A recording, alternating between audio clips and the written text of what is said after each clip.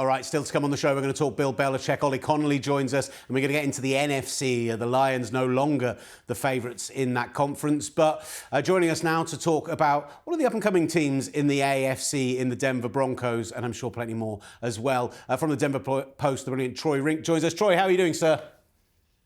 Doing fantastic. Thanks for having me on, guys. Look, we really appreciate you joining us, Troy. And look, before we get into Denver, we've just been talking about Mahomes. We've been talking about the Chiefs, this injury. It's a team that you cover twice a year within your division. From what you've seen of them this year, are you concerned that they're no longer the superpower, or do you just think they're going to figure it out come January? Yeah, I'm a tough guy to ask. The Chiefs have beaten the Broncos 17 of the last 18 games they played them. So, listen, this isn't the best Chiefs team during this span of dominance. They've won, 9 straight AFC West titles. Ever since Peyton Manning retired, the Chiefs have taken over the division. But this year, more than any, they've gotten lucky. They've had 6 walk-off wins with 3 different kickers. Brian knows from our baseball background, typically in sports, it starts to even out at some point.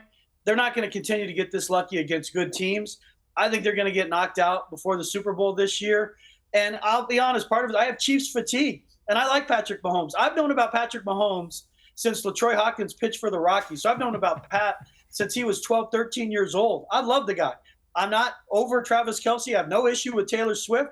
It's just, we're over the Chiefs, just like I got tired of the Patriots dominating. So I just think this is the year, the fact that they're not great offensively, it's just going to end up costing them in a field goal game in the playoffs. Look, I want to pick your brain on Bo Nix, but just before I do so, I want to talk about the play of the game at the weekend, the ridiculous reverse pass. Like, I saw somebody say on The Ringer, which I thought was absolutely sensational, is the Colts can't complete passes at a rate of 40% this season. How do they expect to complete 3 passes on one play? It's absolutely ridiculous. But Nick Bonito is this guy who has just appeared out of nowhere for many people, nationally and internationally. And now Denver fans are calling for him to be Defensive Player of the Year. Is he and this Denver defense good enough that they can prop up and take this team and win a playoff game? Yeah, it's funny that throwback pass wasn't even the dumbest play of the game. That was Jonathan Taylor dropping the ball before the goal line. That changed the game. I mean, it's going to be 20-7 and the stadium's on mute, and I think Denver loses the game. But they caught a break. They haven't caught many over the last 8 years. They caught a break. But the funny thing about that throwback pass is you're throwing to a receiver who doesn't even catch the ball well. So he's over there gripping it like a little kid for like 30 seconds trying to get the perfect grip. It's like, it's not Nerf. You got to throw the ball. And Bonito makes this unbelievable play. But when we talk about Nick Bonito, guys, he's a guy from Oklahoma, a second-round pick. He has unbelievable get-off, this first step. He has bend.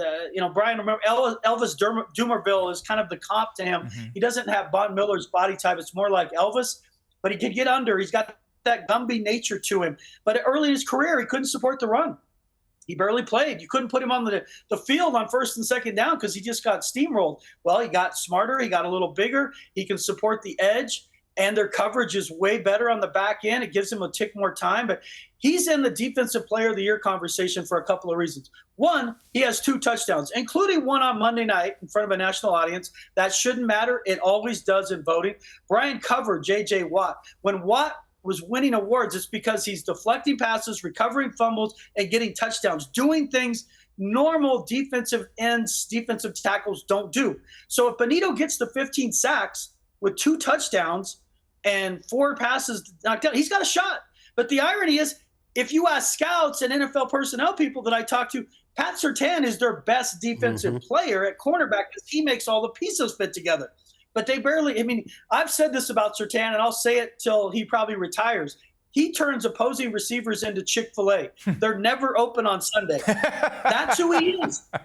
And they never pass on his side. So he's going to have these stats where he's got 14 passes defensed and 4 interceptions. That's a difficult vote for someone who doesn't watch the Broncos for Defensive Player of the Year. So he might be their best defensive player, and Bonito wins Defensive Player of the Year. Wouldn't that be something? But they're not a great defense. They're a good defense.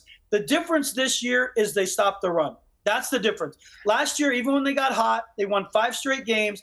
They were a bad team that got hot because during that time, they had 15 takeaways in 5 games. That never happens. That's like a home run hitter having 10 home runs in 4 games. It just doesn't happen. And as soon as they stopped getting takeaways, they started losing again.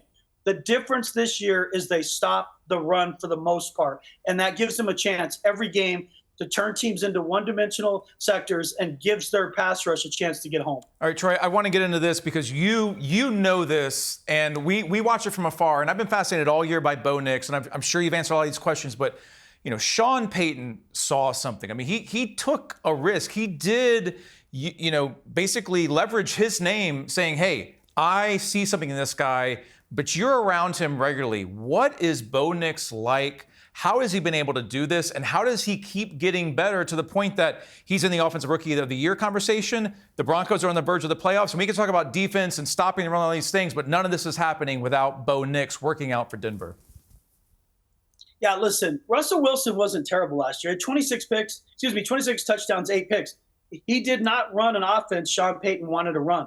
Russell Wilson's at his best, throwing moon balls and scribbling outside the lines. Sean Payton wants Drew Brees. He wants a quarterback that plays on time and on target. And that's what he sees in Bo Nix. It's what he saw in March when they went up there. He threw like 85 passes for him, Brian, in their March workout in person in Eugene. And 84, by Payton's estimation, he told me, were on target. Wow. He's smart. He's disciplined. He basically has no vices. He doesn't curse. He's tied to his football, his family, and his faith. He keeps everything very simple. And to his credit, even though he's been the best player on every team he's ever been on since 8th grade, right? People forget, when he went to Auburn, he was their Tim Tebow. His dad, I watched in college, Patrick Nix, like he was going to save the Auburn program. And by his 3rd year, it had gone so sideways. He's getting benched. He's getting hurt. He transfers to Oregon, which can't be much different in terms of geographically and culturally than Auburn, Alabama. Mm-hmm. And he reinvents himself under Kenny Dillingham, the ASU head coach. Kenny's like, I'm not going to overcoach you. I want you to take ownership. Well, Bo started calling protections there. Bo was basically the offensive coordinator on the field. He brought a lot of that to the Broncos. But his teammates will tell you the secret sauce with Bo Nix is discipline, both in a game and outside in the the lift, the way he prepares during the week. But he's able to blend humility with confidence. He's not overstepping his role. This is a team with a lot of older guys on offense. So he's an E.F. Hutton. He only talks when he needs to. He doesn't overcoach, and guys love that about him. He just waits, and then every once in a while he jumps in. But he's the same guy that got into Sean Payton's face on October 6th against the Raiders, yelling at Sean Payton. Teammates love that. Even Payton loved it because he loves the creative friction. Mm-hmm. He wants you to come back at him. But that's the day he became the quarterback. And then the way he played at Kansas City and even Baltimore to loss, that's when he became their franchise quarterback. For a series of 3-4 games, he was their best player on the field. Not on offense or defense, the best player on the field. And now he's just got to get to the finish line. Teams are making adjustments. These last 2 games, I think he's pressed a little bit. He's got 5 picks in 2 games. He had 2 in his previous 10. They need to slow the game down. Sean Payton needs to push the brakes a little bit and get boring again. They need to run the football a little better to be fair to Nix. Because when Nix gets into trouble, they drop back 40 to 45 times. That's not fair to him as a rookie. That's what happened early. That's what's happened these last 2 games. They need to get more balance offensively. That's what I've seen. I have to say, the thing I really picked up there and the thing I've really seen from Bo Nix is the first 5-6 games of the season weren't great. You saw some development, but it was very much, this was the rocky start we were expecting. And then you saw that stretch you talked about where initially they were throwing him out there with a very stripped back offense and he did well. And then they let him take over a little bit. And it's only until these last 2 games where he stumbled a little. But there was a 4-5 game stretch where you're going, wow, this guy looks like a starting NFL quarterback, which I have to say, watching him at Oregon, seeing where he was picked in the draft, seeing the record of Peyton of the last kind of 6 or 7 years, even going back to towards the end of the time in New Orleans, I didn't believe. I didn't believe, as we're going to end up saying now. But the pair of them have made me a believer at this point. I'm with you. I need to see if we're going to really start to talk about him in this very kind of echelon that Denver Broncos fans want us to talk about him in. They say a good stretch and then a playoff game, even if it's a loss where he just goes in there and they look like a proper viable football team, because they're going to have a tough game on the road wherever they go. But if they go there and they don't show themselves up, you're going to look at this and go, right, next 2-3 years, they could be something special here. Yeah, it's curious too because I mean, in the media business, you root for the story as you guys do. I mean, we're all rooting for the Broncos to be the 6th seed and play at the Steelers against Russell Wilson. I mean, it does not get better than that.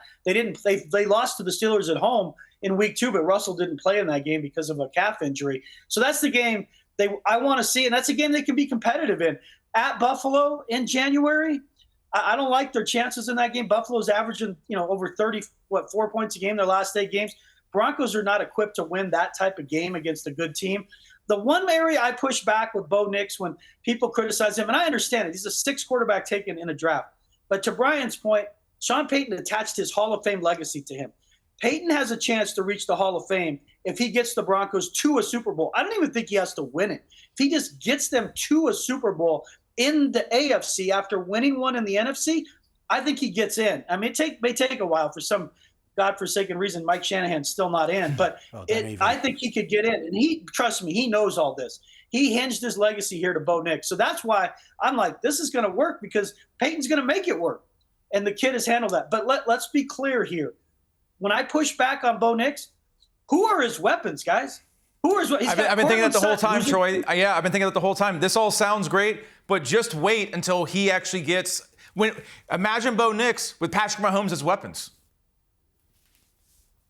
He's got Cortland Sutton, who's a 1 on this team. For me, he's an ideal 2.